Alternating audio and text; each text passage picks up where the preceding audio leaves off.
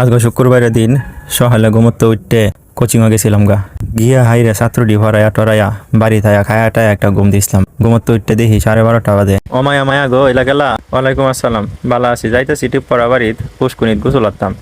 নামাজের টাইম হইতেছে তো যাও গোসলটা হইরে আয় রোগা, নামাজ যাওয়ান লাগবো আজকে মসজিদও সিন্নি দিব।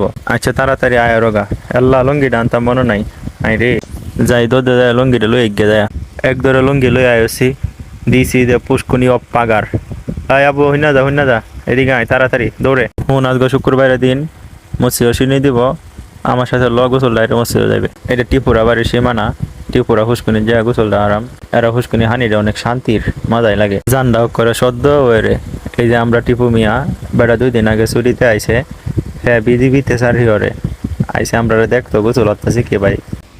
হিন্দে আর একবার নামাজের টাইম হইতেছে, যাই একটা কাপড় দিয়ে উঠতে পারি।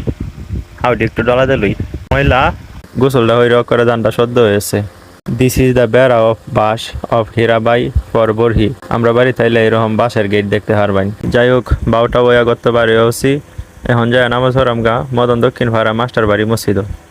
ওই আবু ওই শুনে যা, ওই আয় নামাজ আয় সিন্নি দিব আয়। আচ্ছা লো আয়। এটা আমরা মহল্লার মসজিদ, সিরাজ হুজুর এই মসজিদের ইমাম, তিনি এখন খুতবা দিতেছে। নামাজ শেষ, এই যে সিন্নির বেটা সিন্নি লয়ে আবার রয়েছে দেলাইন বাই দেলাইন।